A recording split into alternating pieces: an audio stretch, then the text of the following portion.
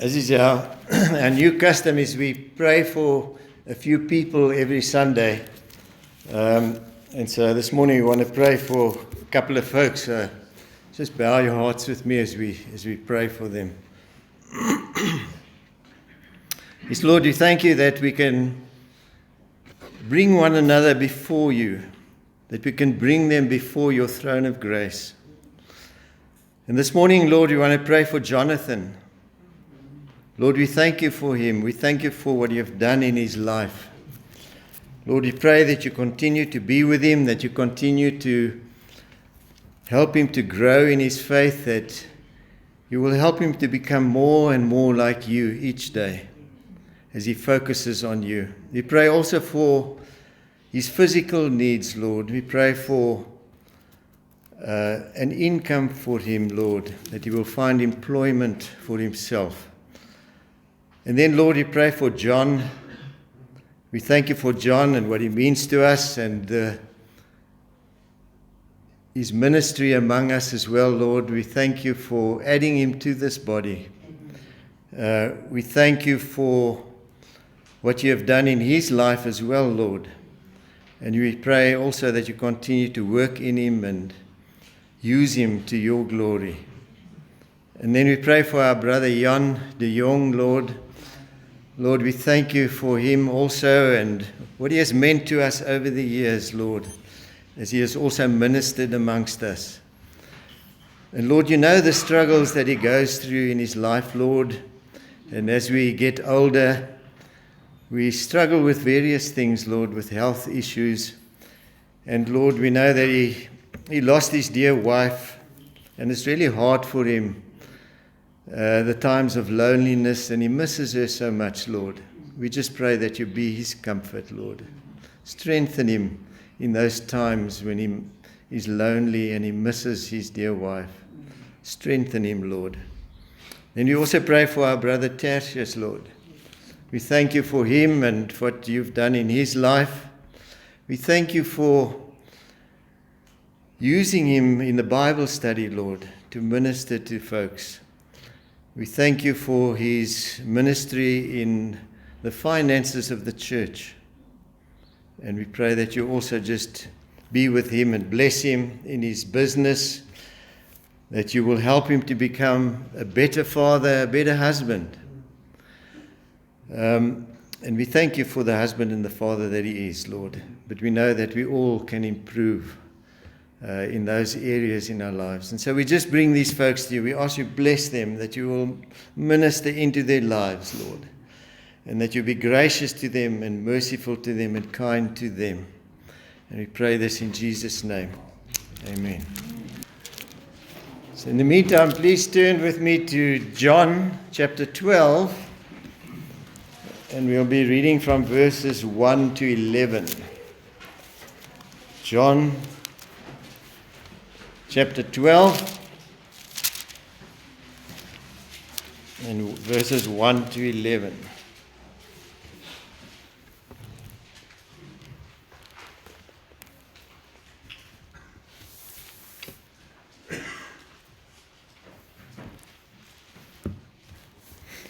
It says, "Then 6 days before the Passover, Jesus came to Bethany, where Lazarus was, who was dead, whom he raised from the dead.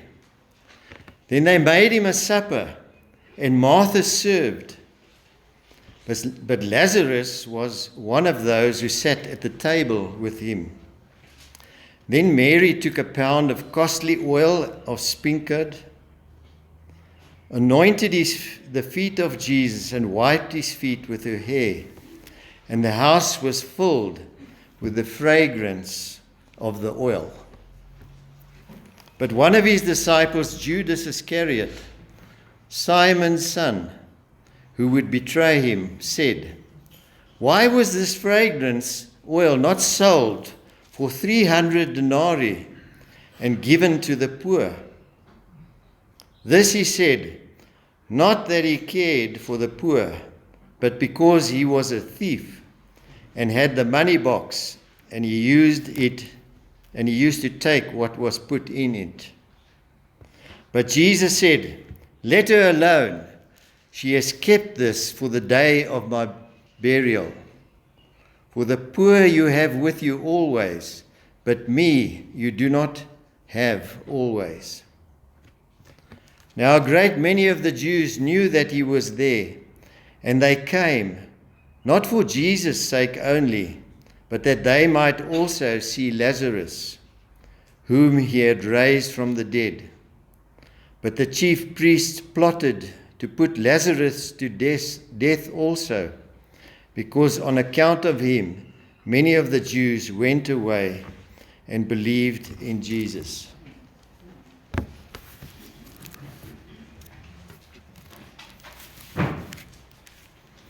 So when we look at this passage that we just read in the Gospel of John, it presents to us a striking contrast of hearts.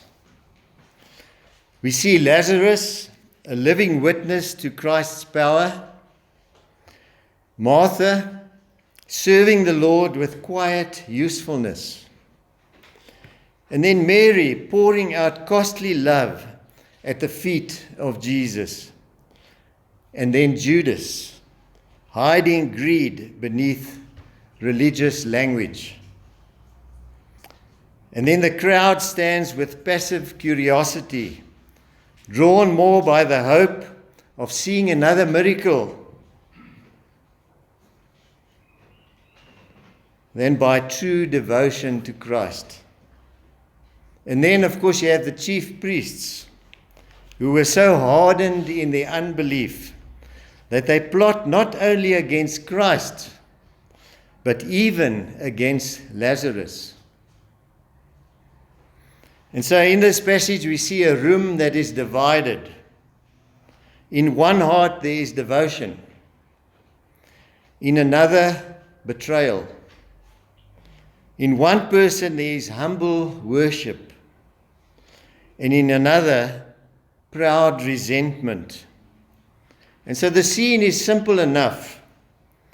A meal in Bethany. There are friends gathered around Jesus.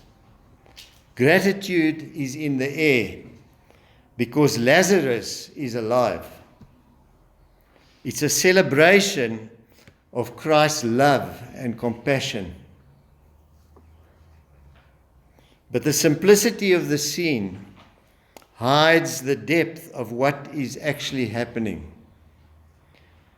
Because Jesus is moving steadily towards the cross, and the Passover is nearby, and Jerusalem and the cross are close. And the Jewish authorities are watching for an opportunity to kill Jesus. And so death is in the air.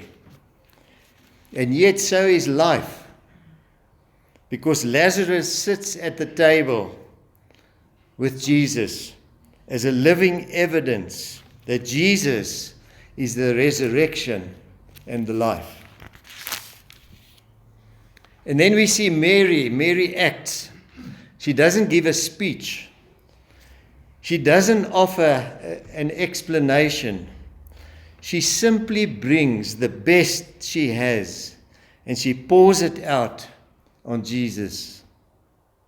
And the fragrance of her worship fills the house.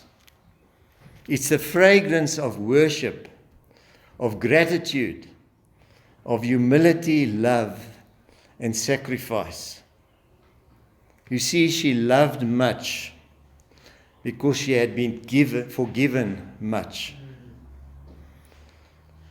But unfortunately, not everybody has the same attitude as Mary. We have Judas, who is driven by greed out of a self-seeking heart. The chief priests' hearts are filled with anger, resentment, and hate towards Christ. And then the crowd, on the other hand, are simply curious at the fact that Lazarus was raised from the dead and are hoping perhaps to see another miracle. And so the passage sets before us a striking contrast of the heart. We see devotion rather than desertion, faith rather than fear, and humility rather than hostility. And so this passage asks us a searching question. It asks us that when we are brought face to face with Jesus Christ, what is revealed in us? What is in our hearts? When we are brought face to face with Christ, what does it reveal in us? What does it reveal about our heart condition? Mary took costly ointment and anointed the feet of Jesus, and the house was filled with fragrance. Yet her act was humble, generous, and deeply personal. She did not calculate how little she could give and still appear religious. She gave what was precious to her because Christ was precious to her. She sat at his feet and she worshipped her Lord. She worshipped with a heart filled with gratitude and love.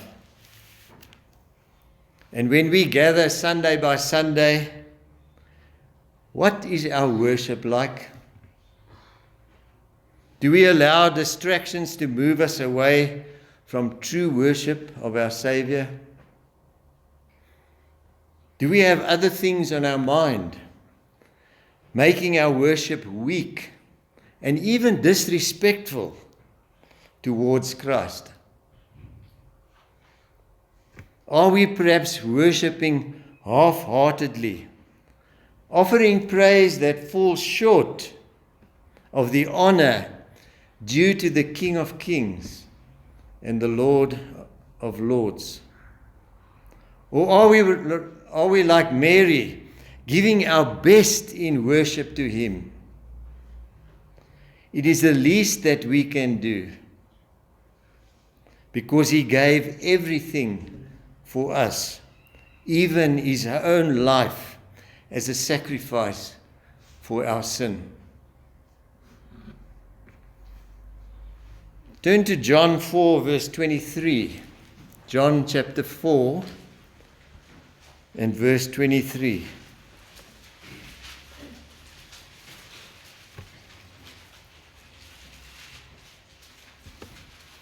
And John 4, verse 23 says, "But the hour is coming, and now is, when true worshippers will worship the Father in spirit and in truth. For the Father is seeking such to worship Him. God is spirit, and those who worship Him must worship in spirit and truth." You see, Christ is not pleased with worship that is not genuine from the heart. Worship that is outward only.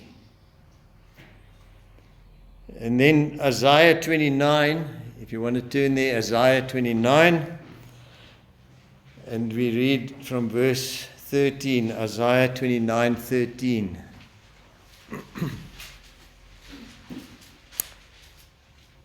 And it says there in Isaiah, "Therefore the Lord said, inasmuch as these people draw near with their mouths and honor me with their lips, but have removed their hearts from me, and their fear of me is taught by the commandments of men."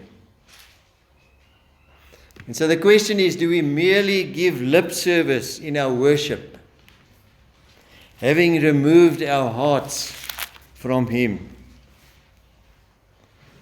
The fact is that a wrong view of Christ and who He is and what He has done and what our salvation cost will show itself in worship that is superficial or non-existent.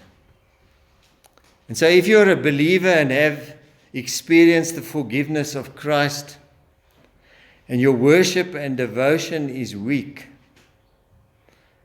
then you have not fully appreciated the cost of your salvation. Or perhaps you've never come to Christ. You don't know Him as Lord and Savior, and therefore your worship is not genuine. It is simply a matter of going through the motions. And we see this kind of attitude in the life of Judas, who objected to Mary's gift. And now his words sounded very charitable when he said, "Why was not this ointment sold for 300 denarii and given to the poor?" But John tells us the truth beneath those words. Judas did not care for the poor. He was a thief, and he carried the money bag and he stole from it. And so here's a solemn warning. A person may live close to holy things and yet have an unholy heart. You see, Judas heard the sermons. He saw Christ's miracles. He walked with Christ. He walked with the disciples. And yet he loved money more than the Lord. You see, secret sin, unjudged and cherished, will finally harden the soul. Religious language cannot hide covetousness from God. Public profession cannot make up for private dishonesty. It is possible to object loudly to another person's devotion while secretly serving one's own idols, as Judas did. And Jesus gives us an example of this type of person in his parable in Matthew 13 and verse 22.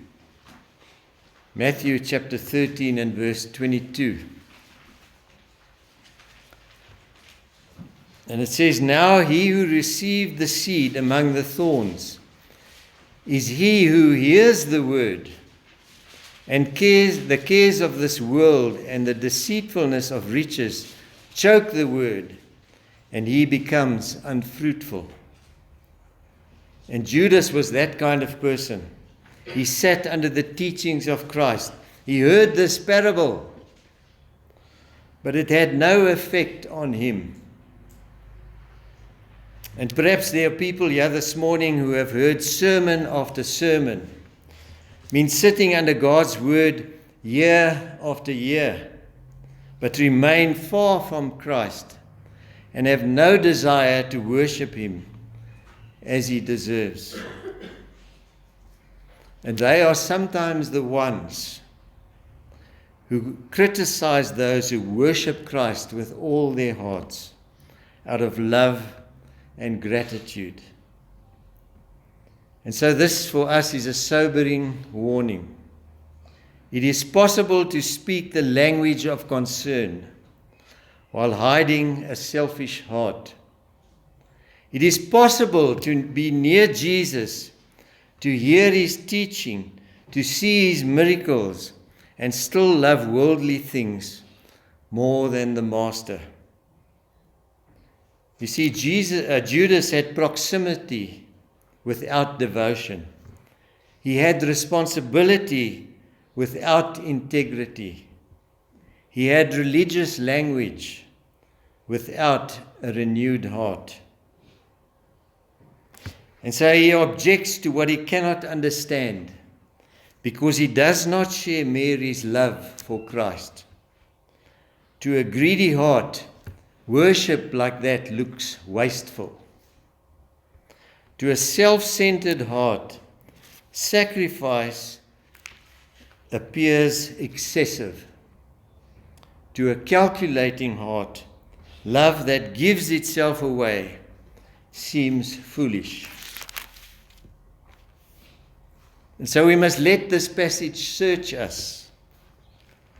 We can criticize another person's devotion because it exposes our own coldness.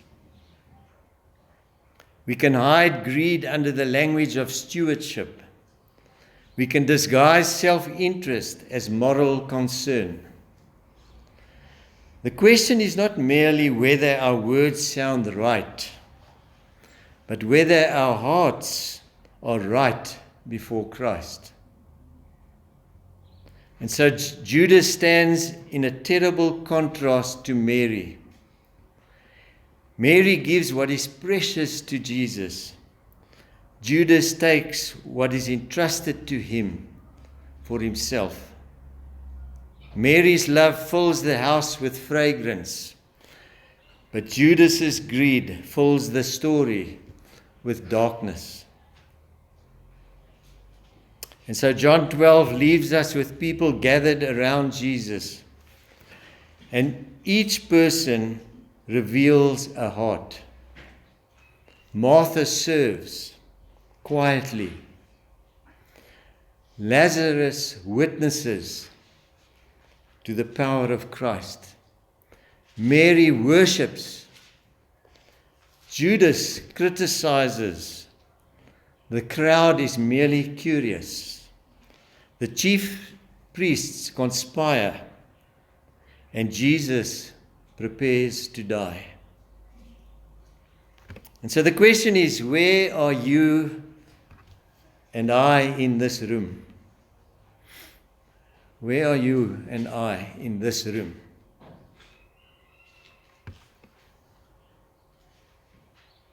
Are you near Jesus but unchanged like Judas? Are you interested but undecided like the crowd? Are you resisting evidence because you will not surrender like the chief priests? Or are you like Mary, ready to pour out what is precious because Christ is worthy? Because the gospel tells us that before we ever poured anything out for Jesus, He poured Himself out for us. Mary's costly perfume was precious, but Jesus' blood is infinitely more precious. Mary bowed at His feet, but He would soon be lifted up on a cross. Mary filled the house with fragrance, but Jesus would fill the world with the saving aroma of His sacrifice. So this passage says, come to Him, trust Him, worship Him. Do not hold back your life as though He were unworthy. Do not measure devotion only by what is comfortable or convenient. Bring Him your heart, your obedience, your time, your treasure, your service, your witness, your love. You see, nothing given to Christ is in faith is wasted. And may the fragrance of devotion to Christ fill our homes, our church, our lives, until the day we see the one who was buried for us, raised for us, and who reigns forever. Let's pray.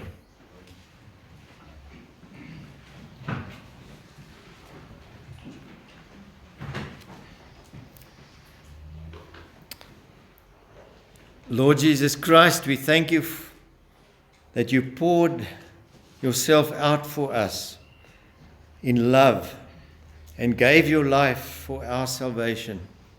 We ask that you search our hearts, turn us from coldness, selfishness, and empty religion. Make us true worshippers who give you our best with humble and grateful and obedient hearts. And may the fragrance of devotion to you fill our homes, our church, and our lives for the glory of your name. Amen.